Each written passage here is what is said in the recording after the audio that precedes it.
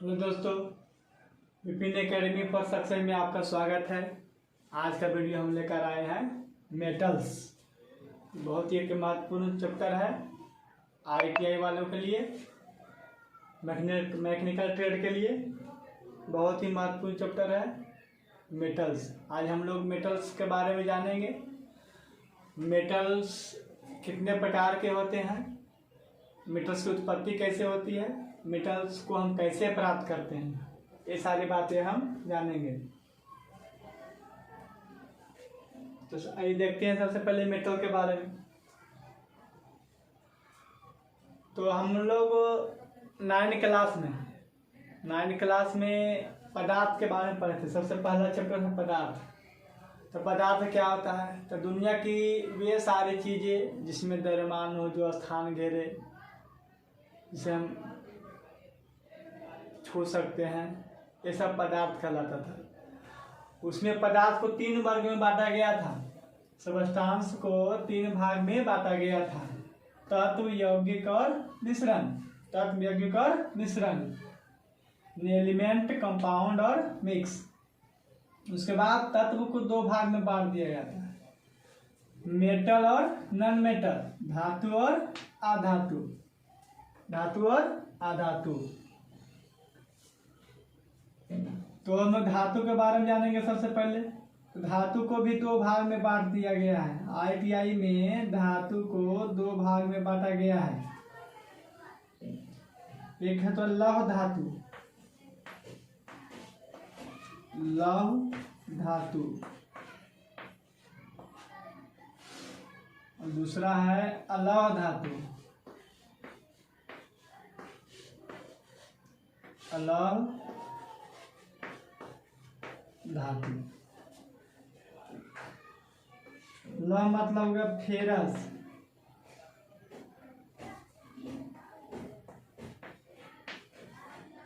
Ferrous metal, ferrous metal. अलौह मतलब होगा non ferrous, non ferrous, non ferrous metal.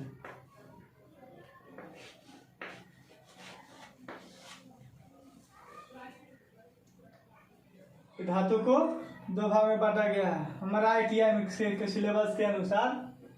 अब हम धातु के बारे में जानेंगे। सबसे पहले जानेंगे धातु के बारे में, धातु के प्रकार, फिर लौह धातु, अलौह धातु, अलौह धातु के मिश्र धातु, टिम्बर और रबर। इस अध्याय में, इस चैप्टर में इतने सारी बातें की जानकारी मिलेगी। धातु, धातु के प्रकार, लौह धातु, अलौह धातु, अलौह धातु के मिश्रण, टिम्बर और रबर, ये सारी बातों को इस चैप्टर में हम जानेंगे। तो धातु क्या होता है, सबसे यहाँ से पहले शुरू करते हैं। पदार्थ के बारे में बता दिए हैं। तत्व क्या होता है? जो शुद्ध पदार्थ से बना होता है, एक ही प्रकार के पदार्थ से बना होता है, उसे क्या कहते हैं? तत्व कहते हैं। यौगिक 2 या 2 से अधिक पदार्थों के एक निश्चित अनुपात में मिला देने से जो नया पदार्थ बनता है, उसे क्या कहते हैं? यौगिक कहते हैं।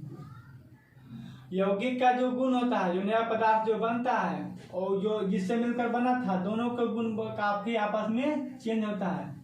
अब मिश्रण क्या होता है? मिश्रण 2 या 2 से अधिक पदार्थों को किसी भी अनुपात में मिला देने से मिश्रण बनता है। और मिश्रण जो बनता है उसमें पहले वाला पदार्थ के गुण मौजूद रहता है, लेकिन यौगिक में वैसा नहीं होता है। जैसे जल, जल क्या यौगिक है? तो जल किसके मिलकर बना था? H2O2, hydrogen oxygen, hydrogen oxygen. तो हाइड्रोजन अलग पदार्थ है, ऑक्सीजन अलग पदार्थ है, और दोनों मिलकर क्या बन गया? H2O, जल बना। तो जब जल बन गया तो जल का गुण और हाइड्रोजन का गुण ऑक्सीजन के गुण से मेल खाता है? नहीं, बिल्कुल चेंज होता है। जबकि मिश्रण में वैसा नहीं होता है। जैसे मिश्रण मान ले जाए,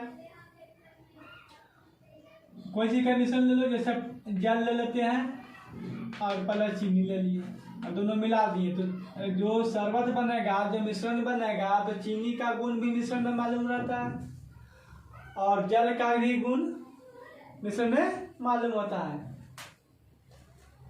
तत्व एक ही प्रकार के पदार्थ से बना होता है। तत्व में ही आता है, हम लोग पढ़े हैं धातु और अधातु, जो 10 क्लास में पढ़ना है, धातु और अधातु।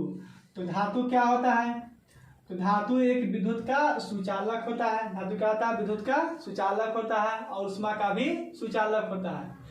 धातु में इलेक्ट्रॉन को त्याग करने की प्रवृत्ति होती है, मतलब किसी को इलेक्ट्रॉन दे सकता है, वह धातु का नेचर हो गया। अधातु क्या होता है? विद्युत और उष्मा का कुचालक होता है। कुचालक मतलब उसमें करंट पास नहीं जाएगा, उष्मा पास नहीं होगा। अधातु जो है इलेक्ट्रॉन को ग्रहण करने की प्रवृत्ति रखती है। क्या रखती है? ग्रहण करने की प्रवृत्ति रखती है। धातु को, ये सब तो 10 तक सिलेबस था। इसके बाद हम लोग ITI में आते हैं तो धातु को यहाँ 2 भाग में बांट दिया जाता है, लौह और अलौह धातु। लौह धातु और अलौह धातु मतलब फेरस मेटल और नॉन फेरस मेटल, ये धातु के प्रकार हो गए। धातु के प्रकार 2 प्रकार के धातु होते हैं, लौह धातु और अलौह धातु। तो लौह मतलब फेरस मेटल क्या होता है? तो वैसा धातु जिसमें लोहा की मात्रा हो, जिसमें क्या हो? लोहा की मात्रा हो, वह फेरस मेटल कहलाएगा। और जिस धातु में लोहा की मात्रा नहीं होगा वह अलौह धातु नॉन फेरस मेटल कहलाएगा। क्या कहलाएगा? Non ferrous metal. तो हमारे इंजीनियरिंग क्षेत्र में या औद्योगिक क्षेत्र में सबसे ज्यादा उपयोग होने वाला धातु कौन सा है? लौह धातु। कौन सा है? लौह धातु। बहुत सबसे ज्यादा प्रयोग होता है, क्योंकि आजकल जितना भी हम लोग देखते हैं, इंजन हो गया, गाड़ी हो गया, जितना भी प्रकार के मशीन बना हुआ सब अधिकतर किसका बना हुआ था? फेरस मेटल का, लोहा का ही बना होता है। लोहा का बना हुआ, लोहा में कुछ मिला के बना दिया जाए, ठीक है। तो सबसे ज्यादा प्रयोग होने वाला धातु कौन सा है? लौह धातु। अलौह धातु में लोहा की मात्रा नहीं होती है और लोहा सस्ता भी होता है और वजन इसका भारी होता है लोहा। बाकी अलौह धातु जो है महंगा होता है और हल्का होता है।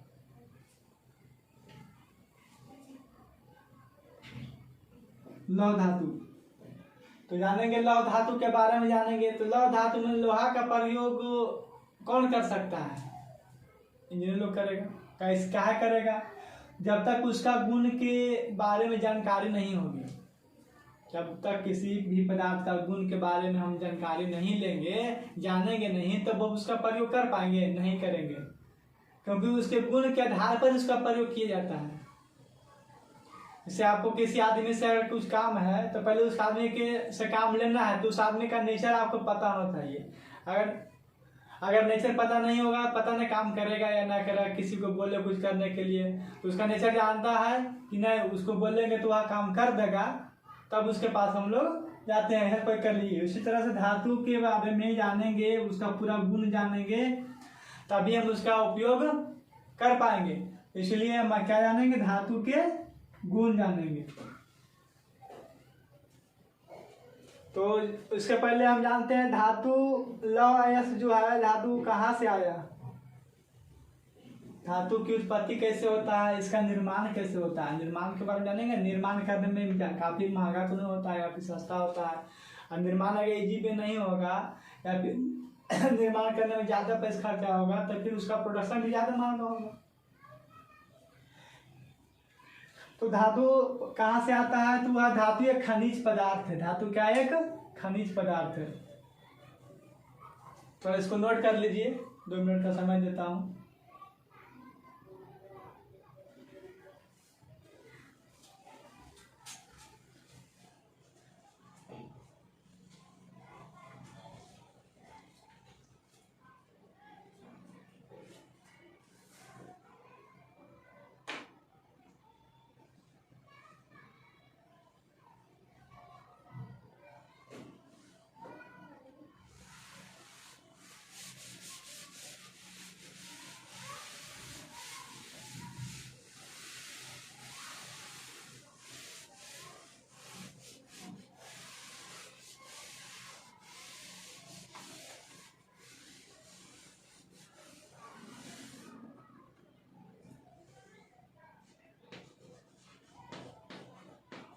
धातु एक खनिज पदार्थ है, एक खनिज पदार्थ है। कैसा पदार्थ है? खनिज पदार्थ। तो खनिज पदार्थ क्या होता है? खनिज क्या होता है? मन में सवाल उठ रहा होगा, खनिज क्या होता है? तो पृथ्वी के अंदर से जितने सारी चीज निकलती है, जमीन के अंदर से जो भी चीज हम निकालते हैं वह खनिज कहलाता है। जैसे कोयला हो गया, पेट्रोलियम है, और जितना भी तरह निकलता है वह सब क्या कहलाता है? खनिज। तो धातु भी क्या है? जमीन के अंदर से ही निकाला जाता है, इसलिए इसे क्या बोलते हैं? खनिज पदार्थ है। धातु क्या है? खनिज पदार्थ है। यह जो है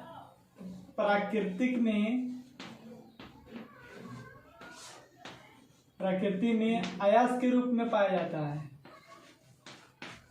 अयस्क के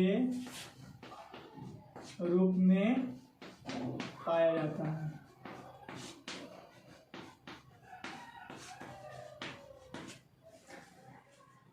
धातु जो है प्रकृति में किस रूप में हमको मिलता है? तो अयस्क के रूप में मिलता है। अयस्क क्या होता है? तो खनिज। अयस्क भी एक तरह क्या है? खनिज ही है, लेकिन उसका अयस्क नाम इसलिए दिया गया क्योंकि अयस्क से ही धातु की प्राप्ति होती है। धातु किससे प्राप्त होता है? अयस्क से। अयस्क को खनिज बोल सकते हैं, लेकिन खनिज को अयस्क नहीं बोल सकते हैं। तो धातु में कहाँ से मिलती है?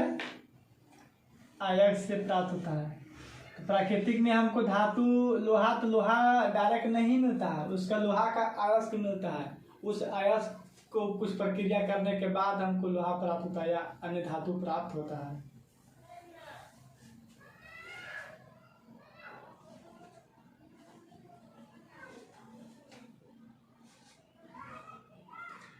अयस्क की ओर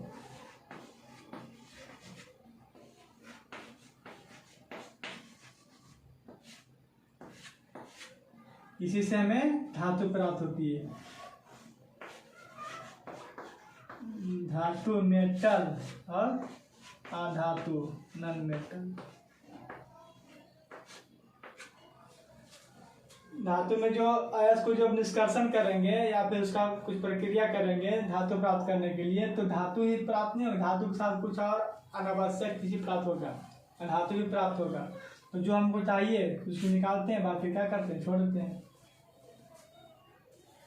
और फिर जब धातु हमको मिल गया तो धातु में ही देखना होता है कि लौह धातु है कि अलौह धातु है। तो पहले बताया कि लौह धातु मतलब जिसमें लोहा का गुण होता है, अलौह धातु जिसमें लोहा का गुण नहीं होता है। तो लौह धातु और अलौह धातु में क्या डिफरेंस है?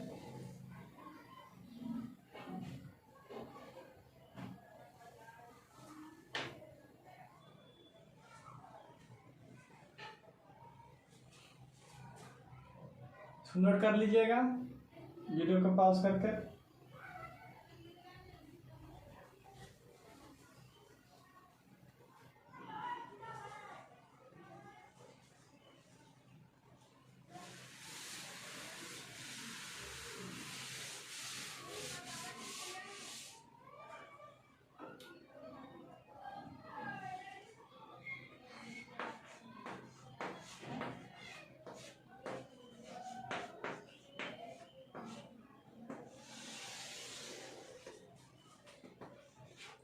अलौह धातु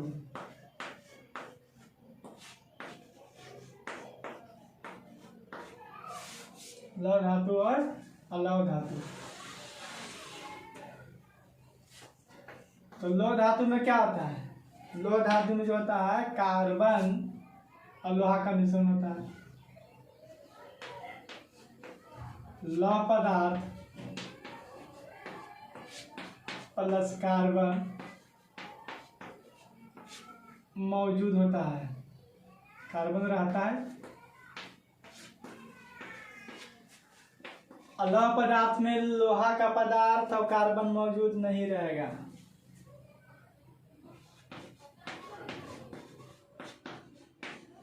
लौह पदार्थ प्लस कार्बन नहीं रहता है, नहीं रहता है। दूसरा डिफरेंस क्या है?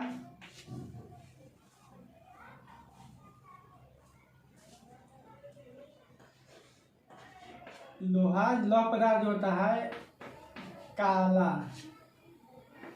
एवं भूरे रंग का होगा, काला एवं भूरे रंग का होता है। लोहा काले और भूरे रंग का नहीं होता है। और लौह धातु ये कई भिन्न भिन्न रंग में पाया जाता है, जैसे सोना, चांदी, तांबा होता है। ये भिन्न भिन्न रंगों में पाया जाता है, रंगों में होता है। दूसरा डिफरेंट हो गया। तीसरा अंतर, लोहा ज्यादा भारी होता है इसके अपेक्षा, अलग धातु के अपेक्षा। यह भारी एवं सस्ता होता है, एवं सस्ता होता है। तभी तो ज्यादा सामग्री किससे बना होता है? लोहा का। पाठ पूजा गाड़ी का सब लोहा का ज्यादा होता है। और तीसरा डिफरेंट इधर क्या है, यह हल्का तो होता है, महंगा होता है। हल्का एवं महंगा होता है, महंगा होता है। यह भारी और सस्ता होता है, हल्का एवं महंगा होता है।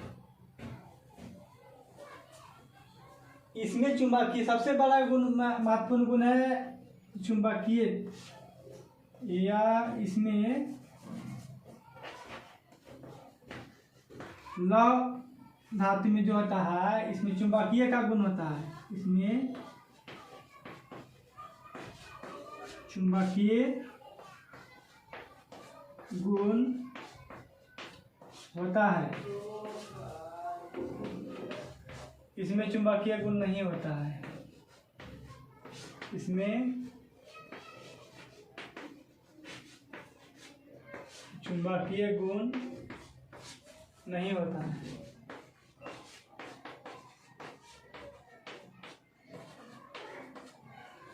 इसी से ज्यादा पकड़ में आएगा चुंबकीय जो गुण है ना, चुंबकीय गुण। जैसे मान लीजिए कहेंगे फेरस मेटल है कि नॉन फेरस मेटल है, तो जिसमें चुंबक सट जाएगा वो फेरस मेटल होगा, जिसमें चुंबक नहीं सटेगा वो क्या होगा? नॉन फेरस मेटल होगा।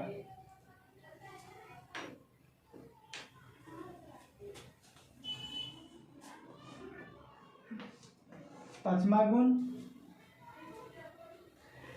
इसमें जंग लगता है।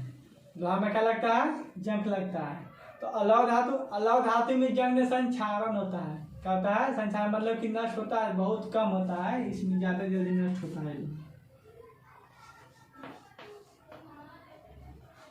इसमें जंग लगता है।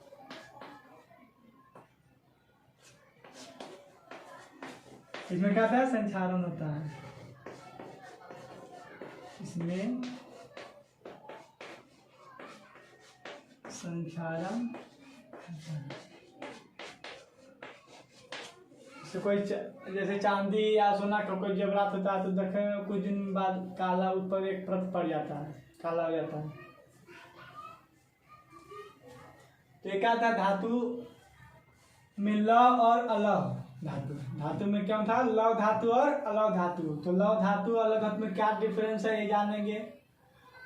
फिर उसके बाद हम जानेंगे अलौह मिश्र धातु के बारे में जानेंगे, टिम्बर और रबर के बारे में जानेंगे, जो अगला क्लास में जानेंगे। अगला क्लास में हम क्या पढ़ेंगे? तो धातु का निष्कर्षण कैसे होता है, अयस्क से जो धातु आती है तो किस विधि से आता है, कौन प्रक्रिया से आता है, वो हम जानेंगे।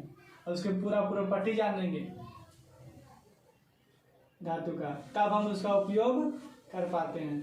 क्योंकि जब तक धातु के प्रॉपर्टी नहीं जानेंगे, गुण नहीं जानेंगे, तो उसका प्रयोग नहीं कर पाएंगे। विपिन एकेडमी फॉर सक्सेस को आप लोग सब्सक्राइब कर दीजिएगा। और अब हम क्या सिलेबस ढंग से चलेंगे, या सेकेंड सेमेस्टर यानी कि फर्स्ट ईयर।